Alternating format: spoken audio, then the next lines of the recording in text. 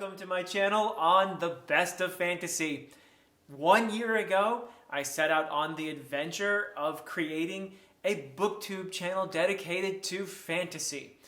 And here we are now to celebrate the anniversary of my channel and to thank all of you viewers for your wonderful interactions and comments, and it's just been a fantastic time for me. I've learned so much, so I want to thank you.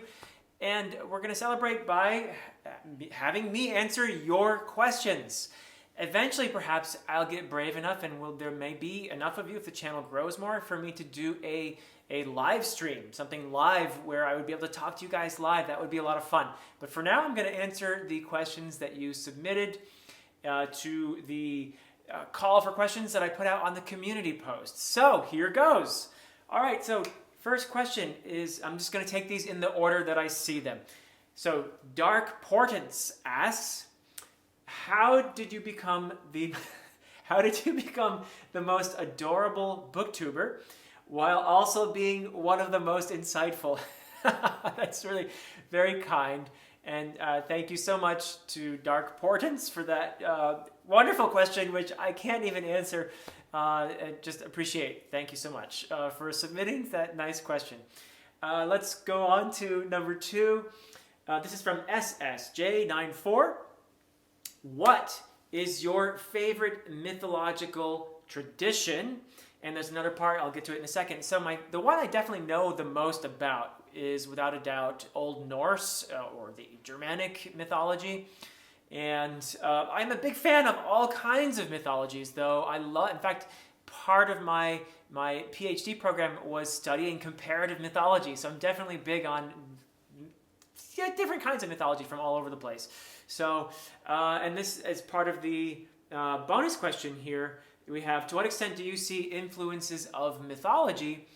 And this, any type here, he lists European, Greek, Indian, and the storytelling of myths on the storytelling of the Malazan series. So the Malazan Book of the Fallen and the Malazan world at large. I would say that the most obvious, to me anyway, is the Greek mythology being an influence on the Malazan world in terms of how the gods act toward one another and the sort of games they play with each other and with mortals, manipulating mortals to achieve their ends and being a sort of just a force of chaos. I would say that the gods in the Malazan Book of the Fallen, to me anyway, most closely mirror the gods of Greek mythology. So, okay, so we have Eric McLuhan asking about musical preferences and perhaps some Wagner, Holtz, or is there some tie-dye hiding in your closet? So there might be a bit of tie-dye hiding in there. I'm actually pretty eclectic when it comes to my musical tastes. I love all kinds of music, whatever moves me. I try to be open-minded about music, and so whatever strikes me in the moment. But I do love classical music. I would say that I tend to like the older stuff. I'm particularly fond of Baroque, the Baroque period, which is, if we talk about classical music in the broad term, Baroque falls under that, but classical in the more narrow sense of being the music in the 1700s that Mozart is sort of the epitome of, then I actually like a little bit earlier. So I like the Baroque stuff. Like Bach is actually my favorite composer of all time. I would say Bach. Yeah, I feel like I'm staring into the universe whenever I listen to Bach. So, and yeah, but I do like all kinds of music, really. And I tend to like older stuff from all over the world, to be honest with you. I like old stuff. So there you go. Let's see. Nick Carlson asks, how do you find the time to respond to everyone? I am in awe. So that's really very nice of you to say, Nick. And the truth is, it does take a lot of time to respond to all the comments. That is true. And I can see where the bigger channels out there just simply do not have time to do that. And I don't blame anyone with a large channel who just doesn't have it. I mean, you could like the posts or love them or whatever, but it's just simply not time to do that. And I'm getting to the point where I'm starting to wonder if I'm going to be able to keep up. I love replying. I love the engagement. This is one of the reasons I'm doing this whole thing, honestly, is to engage with you guys and to learn from you, which is been the best part of it, honestly. So I hope to keep up that engagement as much as possible. If in the future it gets to a point, who knows, if the channel grows to a point where I can't reply to everyone, I can only promise you that I will do my very best to keep doing that. But thank you, Nick. Let's see. We have Angela Gualtieri. I'm sorry if I mispronounced your name. Let's see. Hi, Philip. I have 2 questions for you. What's a book, fantasy, or any other genre that you think everyone should read and why? So let me tackle that one first. I'm going to say 1984 by George Orwell. I would assign that to every senior in high school.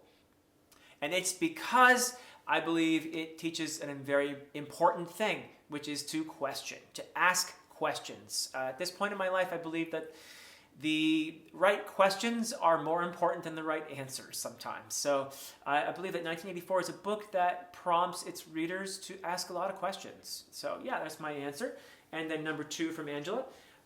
If you could pull fantasy book elements from any authors to make your ideal fantasy book, what elements would you pick and from who? So she gives some examples. I'm going to just throw out my own here. I love this question. And let me see here. I would take Tolkien's sense of beauty. I would take Robin Hobb's psychological development of her characters. I would take Steven Erikson's prose and his questioning of tropes and his incorporation of themes. And I would take Joe Abercrombie's humor. And I would take N.K. Jemison's social critique. So there you go. I could probably keep going on, but I think that would be the most amazing writer ever to inhabit the planet if you could combine all of that into one fantasy writer, for sure. It's wonderful. I love that question. Okay, so let's move on though. Master333.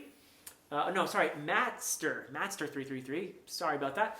What does the joy feel like when you see your children read books? And there's one of them over there right now. Hello, Reshma. Hi. Especially books you enjoy. There are few things to compare with that. I will say that watching my daughters grow up as readers has been one of the privileges of my life. And I've really enjoyed interacting with them, reading some of the same books they read sometimes, just to be with them and have something that we can have in common and geek out about together. So really it's been fantastic. One of the privileges of being a father. So absolutely, thank you for that wonderful question. Jex Rivan asks, favorite histories. So, I love history. If I hadn't been a literature professor, I probably would have gone into history. I love history.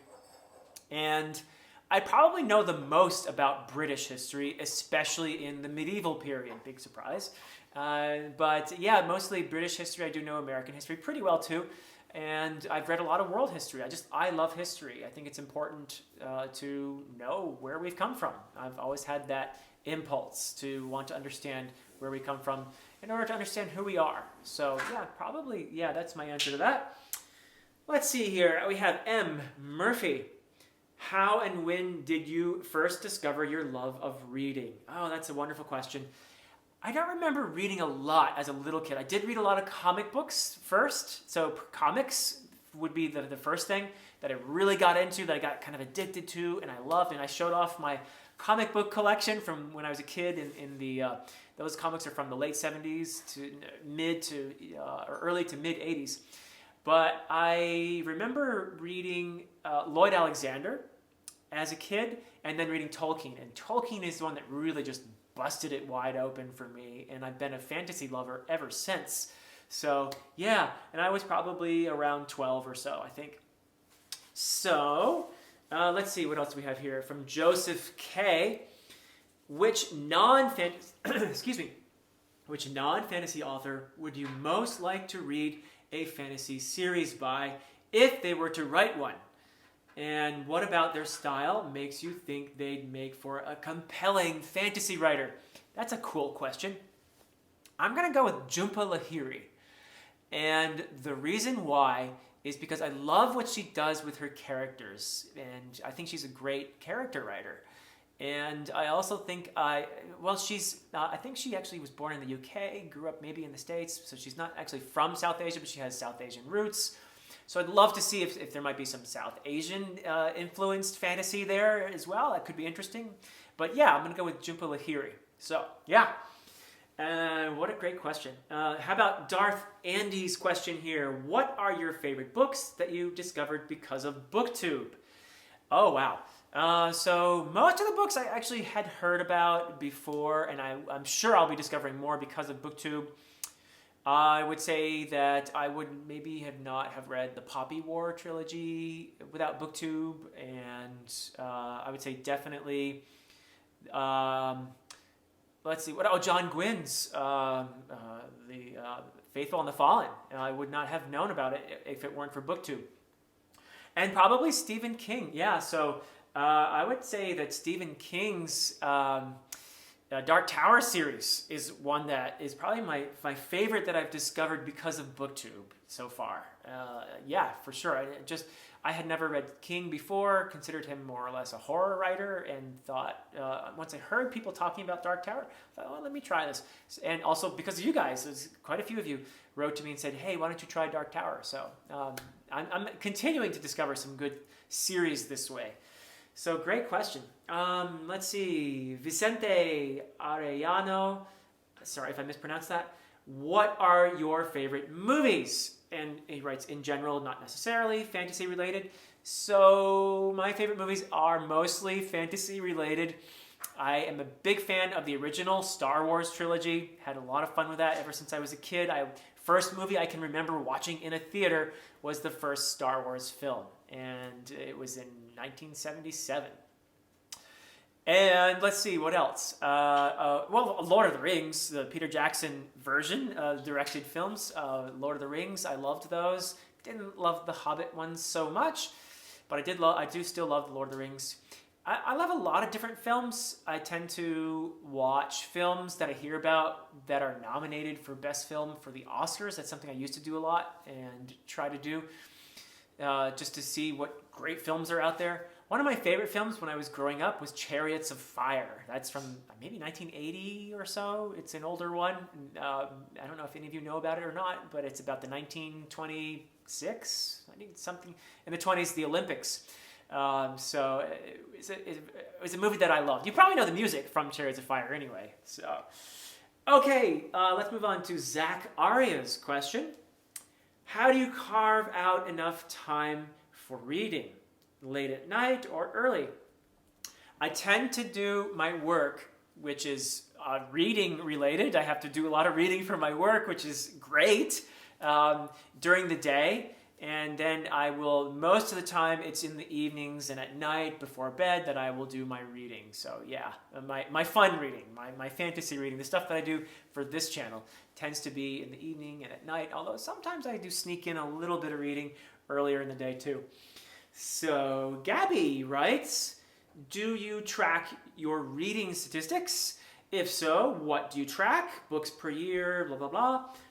Do you need a new bookshelf yet, or do you unhaul? So the first question, I don't keep track. I really don't. I have never done that, and I don't know. I'm not a kind of a math or data-driven kind of person, so maybe that's why I don't do that. But no, I don't. And I would say I probably, in terms of the fantasy books that I read, the fun stuff for this channel, I probably read about 50 a year. So nothing outstanding by BookTube standards, but not too shabby. And I do read some other stuff too. Obviously, as an English professor, I read a lot of other stuff. And sometimes I read some nonfiction just for fun. So yeah, but for fantasy related books, probably around, I'd get close to 50 a year. So, and do I need a new bookshelf? Yes, I do actually. We have this plan to convert the basement into a kind of have big bookshelves built down there and have a little maybe recording studio for this channel down there. So that's kind of a long-term plan. But yes, I am in need of new bookshelves, yes. So how about E.T.?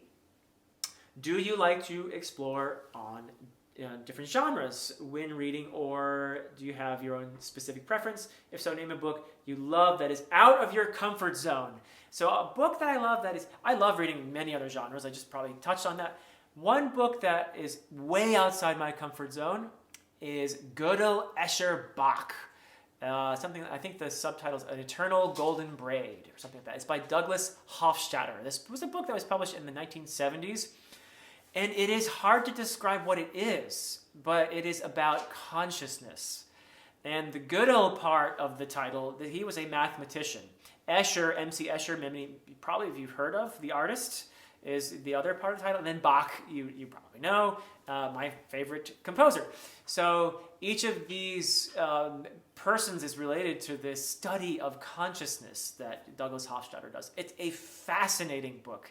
And I don't think there's anything else like it in the world. So I would highly recommend it to anyone who's up for a very interesting read. Okay, what else do we have here? How about Mirror 2109? Happy 1-year anniversary, thank you. And what are your favorite fantasy standalones? And do you listen to music while reading? Favorite fantasy standalones? How about Susanna Clarke's Jonathan Strange and Mr. Norrell? Definitely, I love that one. Haven't done a video on it yet because it's been quite a few years since I read it. Same thing with Guy Gavriel Kay's Tigana. And that's a pretty standard answer, I think, when you talk about fantasy standalones that are great. But that's one I read a long time ago and need to reread, but I did love it. Neil Gaiman, American Gods. I love that book. That's a book that I've taught many times. It teaches really well in my fantasy novels class. And what else? Well, I mean, if I want to cheat a little bit here, I could say, well, The Hobbit is a standalone, and I love Tolkien, so The Hobbit.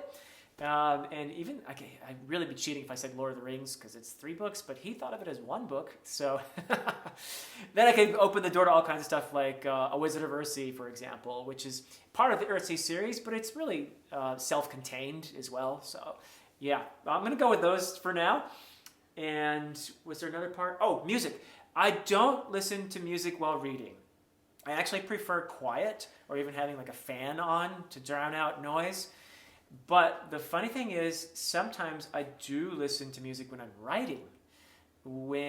Especially I'm editing. Not so much in just the raw creation part of the writing, but when I'm editing, I like to listen to music. So yeah, I'm inconsistent that way, but yeah.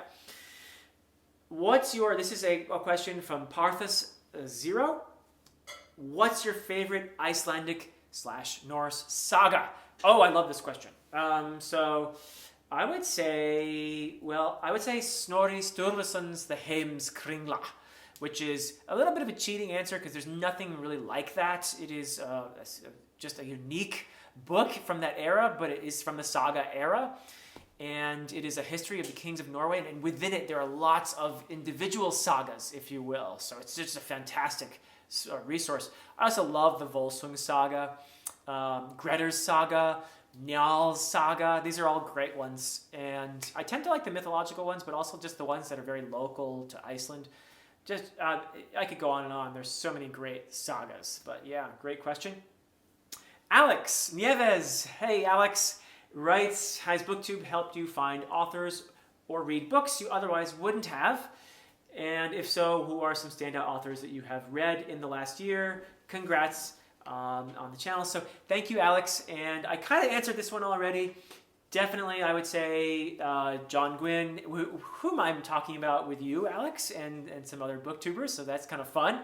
And that's one of the best parts about BookTube, honestly, is meeting all these other booktubers who I've been in some great conversations with. So, and Alex is one of them. And yeah, I mentioned the R.F. Kuang's Poppy War books, and mostly Stephen King's. That's the one that sticks out to me at the moment. I'll probably think of 3 more when I'm done recording. But Stephen King's Dark Tower series was one I would not have read if it weren't for BookTube. So yeah. Okay, let's Jessica, and I'm not sure how to say Kosef, K-O-S-F. Anyway, Jessica, hello, congrats, that's amazing, thank you. And this is a multi-part question. Number 1, what are your top 5 favorite books of all time outside of fantasy? Both for fiction and nonfiction. I can bring it down to 3. Okay, for each category. Yeah, because that's a lot. So let's start with nonfiction. Some of my favorite nonfiction that I've read recently, I've mentioned this on the channel before, but Thich Nhat Hanh's book, The Heart of the Buddhist Teaching, I loved that book. I've just felt such a sense of peace while reading it. I mentioned the Gödel Escher Bach earlier. I would throw that in there. And a great book I read by Robert Sapolsky called Behavior. And it's about the brain and why we behave the way we do, stuff like that. I love books like that. I love books about cosmology, like Stephen Hawking's book about the universe. I can't remember the title off the top of my head, but yeah, those are the kinds of books I like for nonfiction. And for non-fantasy fiction, oh my goodness, just so many. And am I allowed to, I think I'm allowed to cheat here a little and talk about some of the old classics that I love to teach, like Chaucer, for example. I can't say Beowulf because it's sort of fantasy in a way, I guess, but Chaucer, definitely the Canterbury Tales. And what else do I love? Some, in terms of the modern stuff, I guess Cormac McCarthy's The Road is one that I really loved. I tend to like authors like Raymond Carver and Ernest Hemingway. I like the ones who use this very spare kind of prose. But I also like some of the quirky, humorous ones like Alice Munro, for example. She's a lot of fun to read. So, yeah, I don't know. I don't know how many I said there, but I'm going to move on to part 2. If you could speak any language fluently, which one would it be and why? So, oh my goodness, so many to choose from. I'm going to go with Nepali, though, because that's my wife's native language, and I do speak it probably about as well as a 4-year-old or so. So I'd love to be more fluent in that language. But there's so many others that I speak not particularly well, but I'd love to be better at, like French or German and Welsh and I'm going to go with Nepali, though, is my answer to that one. And where would I love to travel to again or for the first time? Why? A place that my wife and I talk about going to a lot that I've been to as a kid is Italy. So haven't seen enough of Italy. And we'd like to go there maybe for a big anniversary or something like that. So yeah, maybe Italy. Yeah, that's what I'm going to go with for now. Let's see. Johan Herrenberg writes, is there a single experience you can remember which sparked your love of languages? So another language related, love it question. You know what? I took Spanish in high school. I did some German as well before that, but Spanish in high school, and I enjoyed it very much, and I wish I could remember more of it, but it was in high school, which was a long time ago. But I do remember in high school the thing that really just sort of sparked my love of languages was probably taking Latin. And it's because I understood grammar really well from taking Latin in high school. And that just sort of like opened my eyes to language and the different ways that languages can work. Because language is, Latin rather, is a very inflected language as opposed to English, which depends on word order. So I won't get into that too much, but yeah, I would say that, learning Latin in high school. Eric Gwynn writes, all right, let's see. Guess I'll ask the question everyone is thinking. Can you whistle for 60 seconds on one sustained breath? Okay, thank you, Eric. I'm a pretty good whistler. I don't know if I can do it for 60 seconds straight, but here, I'll give you a little demonstration.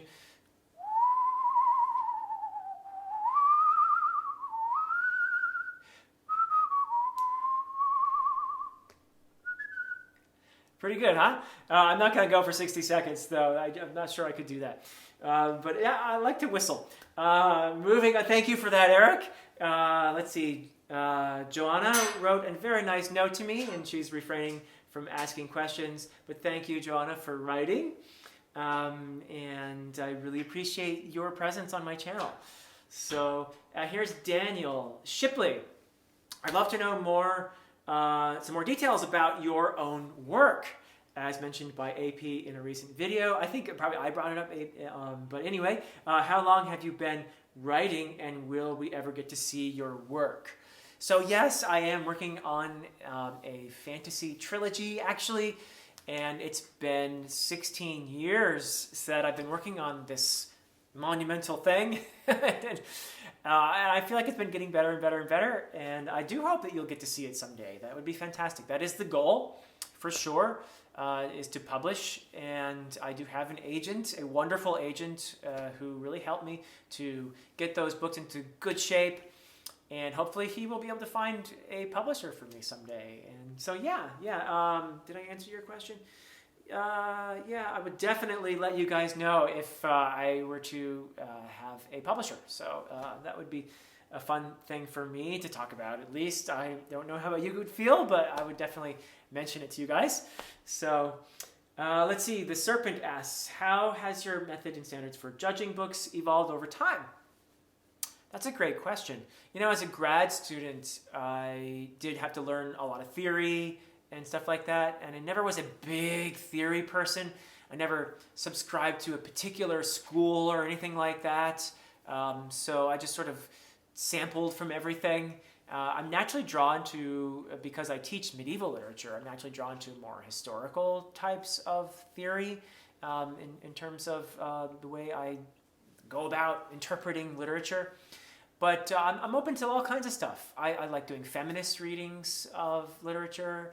I like doing, different, just all kinds of stuff, really. So sometimes I'll even dabble in some kind of more postmodern approach, but that's not my natural thing. But yeah, I'm pretty open when it comes to that.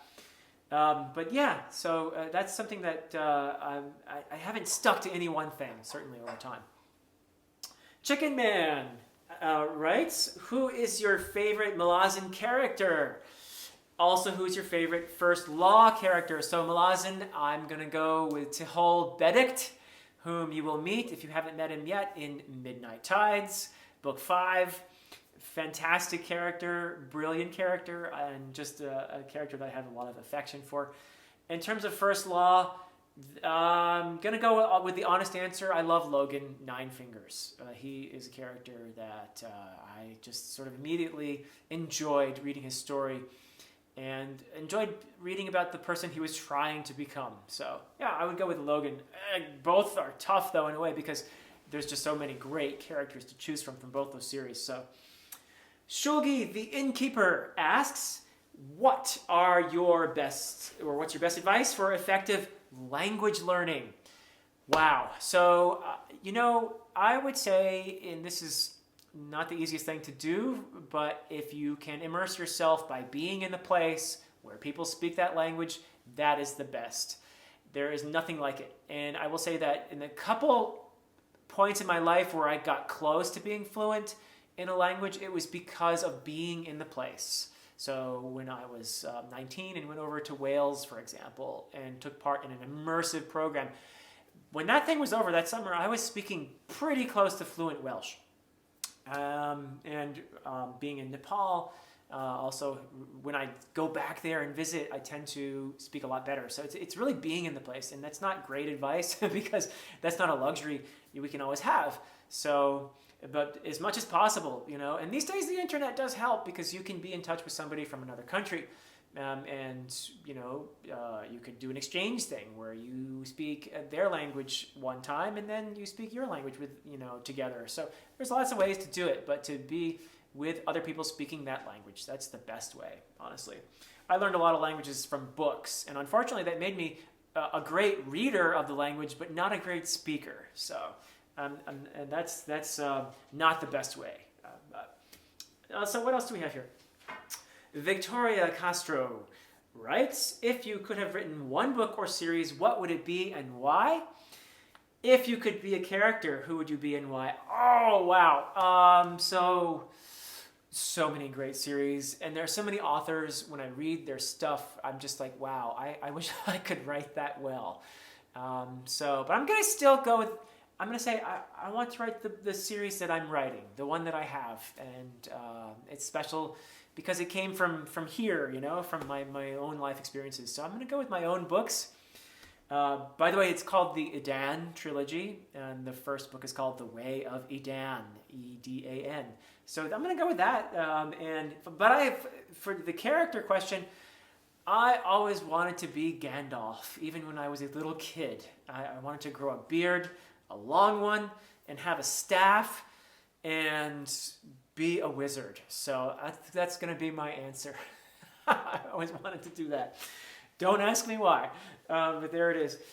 Okay, next, Javed Asadi asks, hi, Mr. Chase. A cordial congrats for this channel's first anniversary. Thank you, Javed. And the questions. Number one, how much time do you invest in reading in general?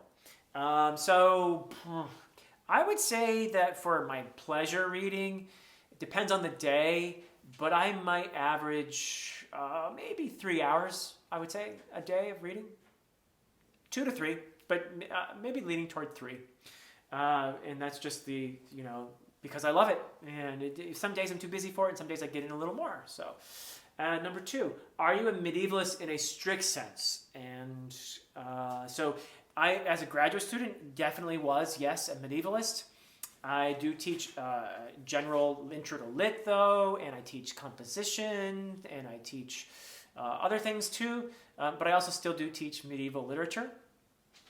And what else? How do fantasy set in a unorthodox world or era measure up to, so like a non-medieval type or totally made up? I love all kinds of fantasy. I don't think there's any rule about, it should be medieval or other. It just, I'm definitely a fan of fantasy that is based on some old lore, but I also love just completely made up worlds too. So I'm totally open-minded about that. And I love seeing fantasy that is based on just, there's always based on something. I mean, we all have our influences, but I definitely try to keep an open mind when it comes to settings and stuff like that. So, and then which qualities do you consider most important in fantasy?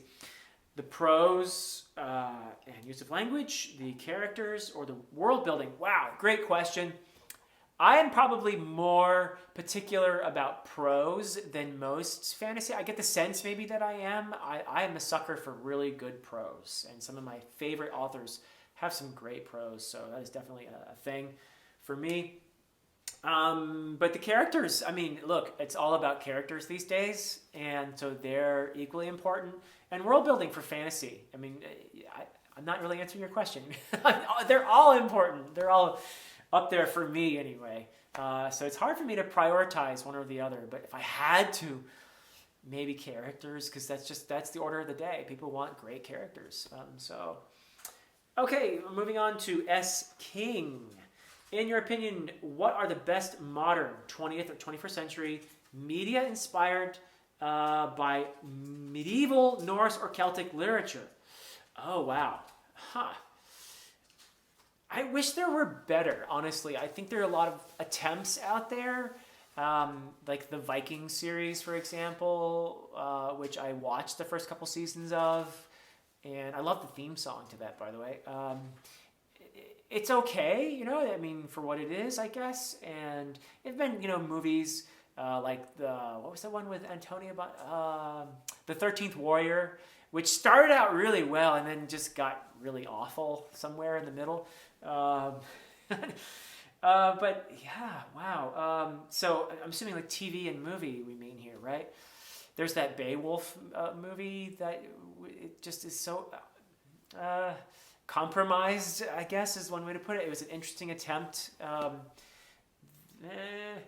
don't know. I don't think anything's been done as well as I'd like to see, on like sort of Peter Jackson's Lord of the Rings level type achievement in terms of being inspired by Norse or Celtic stuff. So I'd love to see that done, for sure.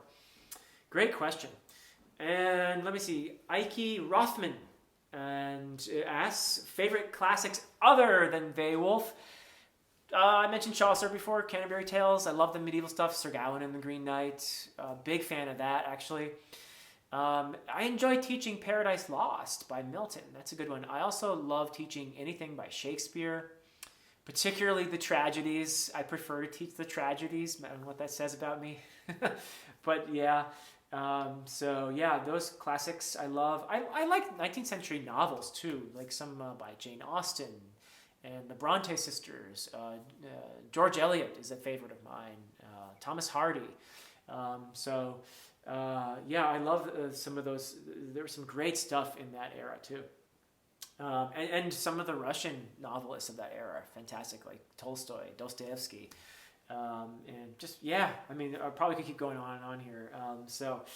Esme Rosaline asks, what trope/theme turns you off from a fantasy, and what trope theme will immediately get you interested? That's a great question. I tend to like tropes when they're done well, and themes when they're done well. And I don't like them when they're not done well, when they're too obvious or too cliche. I love it when authors mess around with tropes and put their individual stamp on them, or even upend them. Like Stephen Erickson is great at that. But I don't have a particular one that I just hate. I will say, though, that I am a sucker for the mentor trope. I love the wise mentor trope, and I love to see that relationship between a younger protagonist and the wise mentor. And that is one that's done over and over and over, but it's still fun to see that one for me anyway. So I'm going to go with that. Danny Matson asks, do your students know that you are the premier fantasy booktuber on YouTube, and how many brownie points does that earn you with them? That's funny.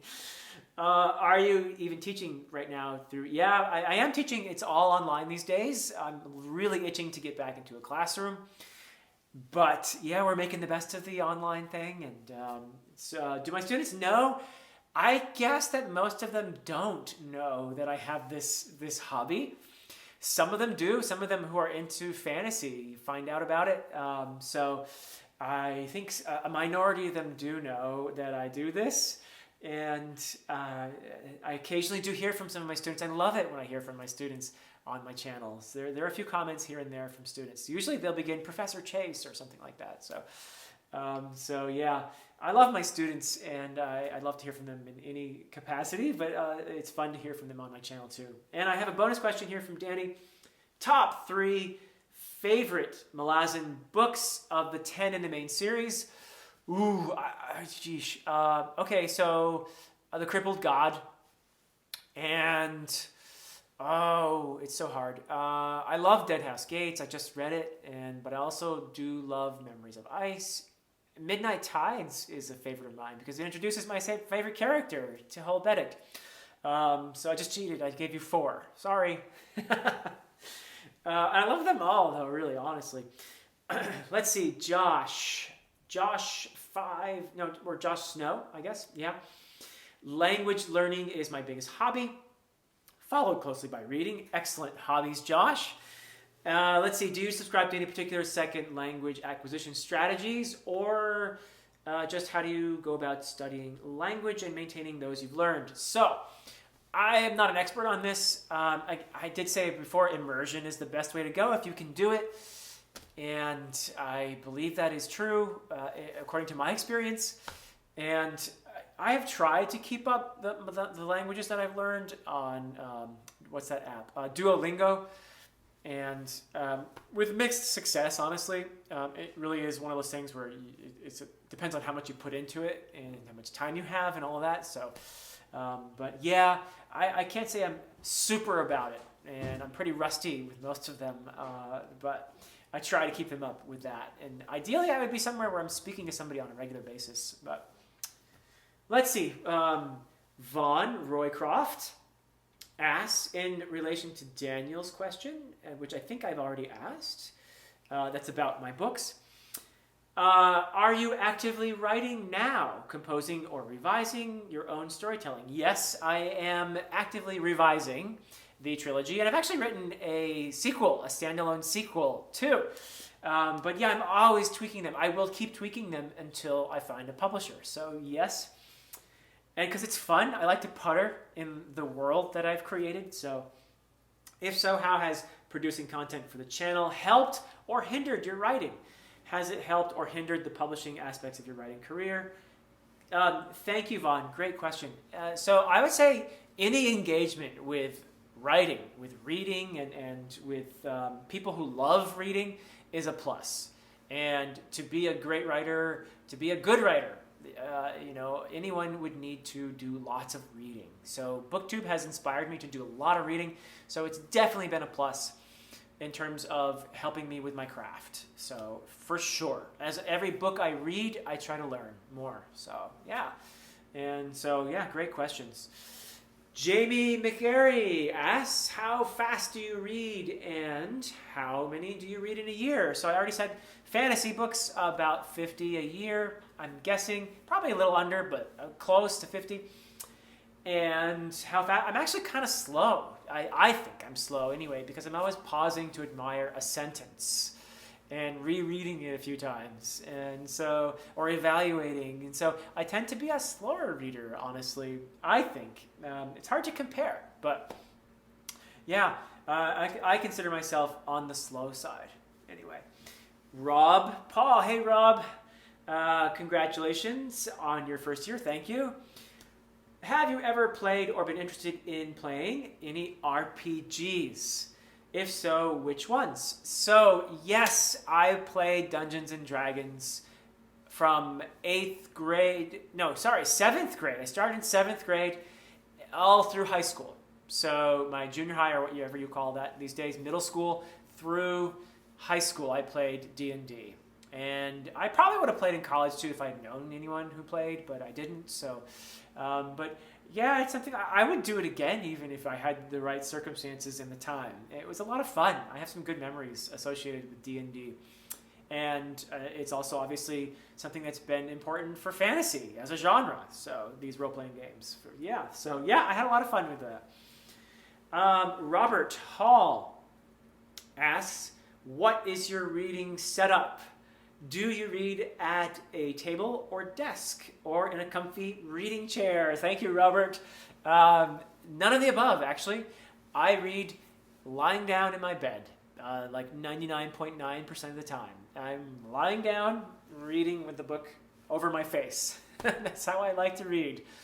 For whatever reason. I think my dad read that way when I was growing up, and so maybe that's where I learned it, but that's how I read. It's most comfortable too. I don't like sitting down for too long either. It's kind of not good for the back. So yeah, lying down. Adrian Raven writes, first writes, have you read anything by Anthony Ryan? So no, I have not. Thank you for the recommendation. He recommends Anthony Ryan. And then he asks also, can you recommend good mythology books for Indian, Native American, Chinese, Japanese, African, basically any non-European mythology? So of the ones you listed, Adrian, I would say I'm definitely by far most familiar with the Indian, the South Asian, and I would highly recommend reading some form or other of the Mahabharata and the Ramayana, the two big epics from South Asia. Fantastic. And just if you want to learn about the myths from that part of the world and the gods and everything else, just the single longest, biggest, greatest epic of all time is the Mahabharata, really. So that's a good one. I need to learn more about all these other traditions, though, the Chinese and the African and all of that. I would like to read up more on myself. So I have read about them when I was studying comparative mythology, but I really need to read more original tales. So I definitely want to read more of that. So I can't recommend anything yet, but maybe someday I'll get there. So great question. Let's see, RD. Hi, you have mentioned you are writing. If it's your own novel rather than something academic, then are you writing something you would want to read? Yes, I definitely would. That's what I have in mind. Or something you think others would want to read. So yeah, I think I set out writing something that I want to read, and that's the way I know how to do it. I do occasionally ask myself, would somebody else want to read this? And I've tried to learn also what people like. But I think you have to write from your heart. Otherwise, it's not going to go anywhere. it's going to be sterile, I think. So definitely something I would want to read, and hopefully others would want to as well. And have I been influenced by anybody's style or content in particular? And, I would say that I would have to have been influenced over the years. I mentioned reading Tolkien when I was a kid, so I'm sure just wanting to be a fantasy writer probably comes from Tolkien, but my books are definitely more modern fantasy. And so I'm sure that, the other books that I've read over the years, like George Martin's Song of Ice and Fire, whether I even realize it or not, probably influenced the direction I went with my fantasy in some way or other.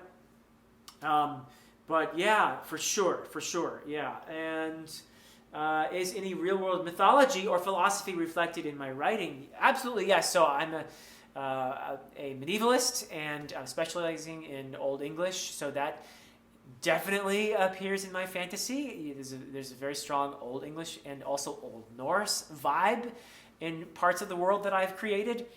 But also there's a very strong Celtic vibe in part of that world because of my immersion in Welsh once upon a time. And also a South Asian vibe because of my living in South Asia and knowing Nepali. And so I would say the different places I've been and languages I've learned have definitely played a big role in the creation of the world that I've made. So yeah. What else do we have here? Is your writing more character-driven or plot-driven? And is this the type of fantasy I... Oh, okay, yes. And what have I learned? Oh, my goodness. So, initially it was more plot-driven, I have to say. And I had to learn over the years of revising to make it more character-driven. And so in that sense, maybe I have been influenced by modern fantasy more and more. But yeah, I've tried my best to make these characters really alive, and reading a lot of modern fantasy writers has helped me. I hope has helped me with that. So, yeah. And what was the rest of that? Oh yeah. So, what have I learned? Oh my goodness. I have learned so much. I feel like I've gone from somebody who really wanted to write very badly, but didn't know a lot about how, even after teaching literature for years, just trying to write yourself is it's a process that is good for teaching you humility, and it's good for teaching you a lot of things, about being a good observer. I think I'm a much better observer because of trying to write, an observer of people, and maybe even more empathetic. So yeah, I've learned a lot from writing, and just about writing, about the craft too. Could probably make a whole video on that one. So yeah, great questions, RD. Thank you. Jason Lockwood writes, congratulations. Thank you, Jason, so much, and has recommended an author to me, Robertson Davies, Canadian novelist, and best known novel is Fifth Business. Thank you. And which is part of the Deftford trilogy. So yeah, thank you. Yeah, awesome. Thank you very much for the congratulations. And I have a very long TBR, but I keep adding to it because of you guys, which is a fantastic thing. So thank you, Jason. Craig Jones asks, Craig, let's see, where did you stay in Wales? And did you watch any live rugby? So based on your last name, Jones, I'm guessing you probably are Welsh, Craig. But I stayed for that summer when I was 19. I actually turned 20 in Wales that summer. It was a wonderful summer. And I was in the English version of the town. It's called Lampeter. And in Welsh, it's Llandr Pont Steffan. Llandr Pont Steffan is the name of the town.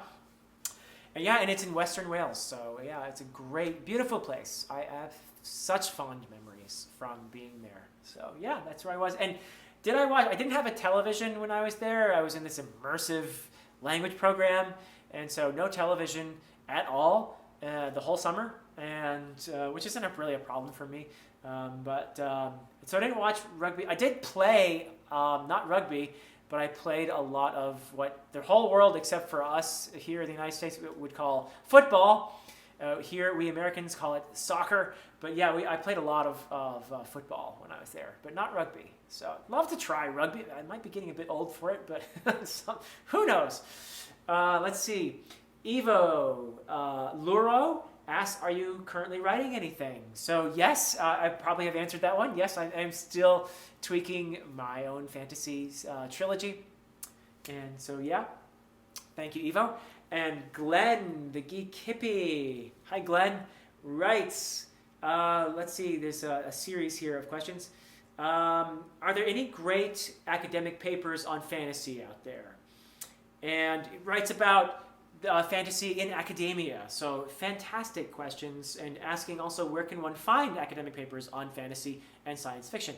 So the one thing I've learned about from my friend A.P. Canavan is, and there are lots of societies like this, but it's the IAFA, the International Association for the Fantastic in the Arts.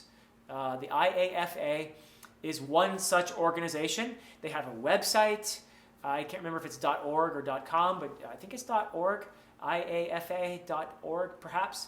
But they have a conference every year. Right now, I believe it would have been in Orlando this year, but hopefully next year it'll happen.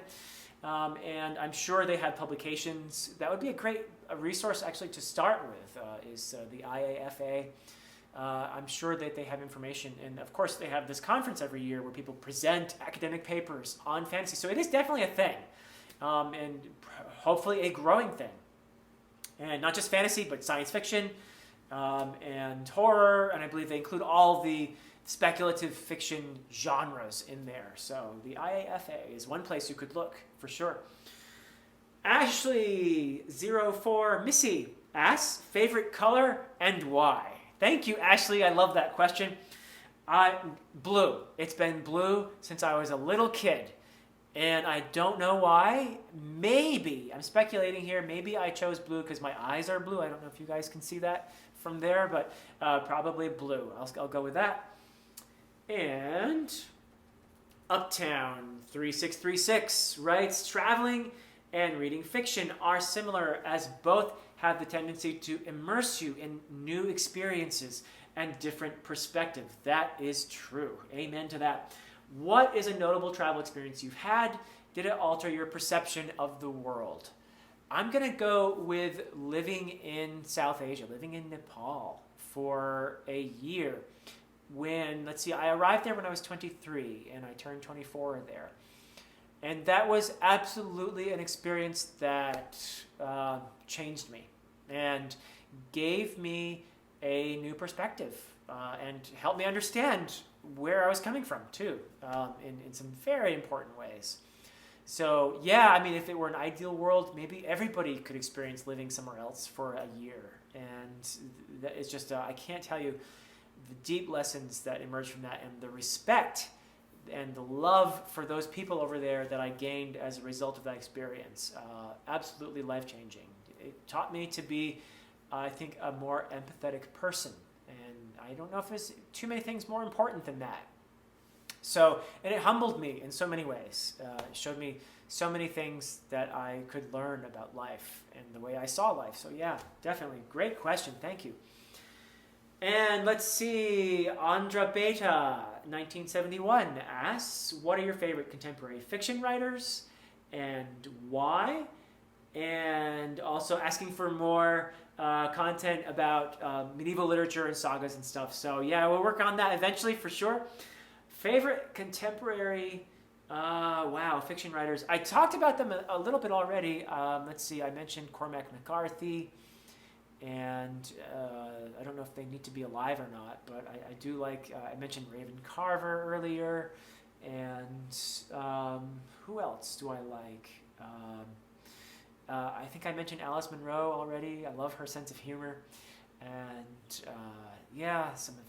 wow. I mean, it's a tough. If I'm just trying to think outside fantasy, it's hard for me to answer because I tend to just sort of pick from all over the place. But yeah. And of course, I teach a lot of these people too. So, but yeah, I read broadly. I also love poetry, by the way. I love poetry. I don't talk about it on the channel too much, but contemporary poetry is something that I really enjoy as well. Anyway, Nicholas Granberg asks, if you could choose an author to interview, who would it be? Wow. So far on the channel, I had the privilege of having this wonderful chat with Stephen Erickson and my friend AP Canavan. That was one of the best conversations I've ever had in my life, and I'd love to repeat it. I would love to talk to Steve again. Who else? I mean, you're only gonna give me one here, Nicholas? Yeah, he only asked for one author. So, oh gosh. I'd love to talk to Joe Abercrombie too. He looks like a lot of fun to talk to. I've seen him interviewed a couple times. And who else? N.K. Jemisin would be cool. I would love to talk to her. I have a feeling I would learn a lot talking to her. I'm just doing the living ones here. So yeah, I'm gonna go with those for now. Who else has a question for me here? Perry Wakefield. Do you read any sci-fi? I do sometimes. I love Dune, for example. I really enjoyed Dan Simmons' Hyperion. Thought was a great book, and I read the sequels to that as well. I love them. And if you're gonna be a little generous with your definition of sci-fi and include kind of the dystopian stuff, then A Handmaid's Tale definitely is one that I have enjoyed and think highly of, and by Margaret Atwood. And what else? I mentioned George Orwell's 1984 as well before. And so, yeah, if you're going to extend science fiction, cheat a little bit to some of the dystopian stuff, then yeah. But I need to read more science fiction, honestly. And so it's definitely a genre that I'd love to read more of. Let's see. Smagby asks, where do you see fantasy 10 years from now? And that's the last question. What a great last question. Let's see. I think that fantasy 10 years from now is going to be vibrant. I believe it is going to be absolutely fantastic. I see the diversity that is entering into fantasy in the last 30 years, and it's been increasing and increasing. I think it is a genre that is going to attract more and more talented writers. And so I think we're in a golden age for fantasy. I really do. I think we are in a fantastic era for fantasy. And I believe that 10 years from now, we're going to be amazed at the cornucopia of offerings that we have out there. I'm going to be an optimist here. So wonderful question to end on. Thank you all for your beautiful questions. And I thank you for your interactions. And this is probably going to be a fairly long video, so thank you for watching this video even. I don't know, maybe I'll have to split it up. Maybe I'll just throw it out there and you can watch it in parts if you want. But thank you so much. You know, this journey has been meaningful to me because of you, all of you. And I am grateful for that. I can't really express how grateful I am. So thank you so much. I look forward to seeing you all again sometime soon. Until next time.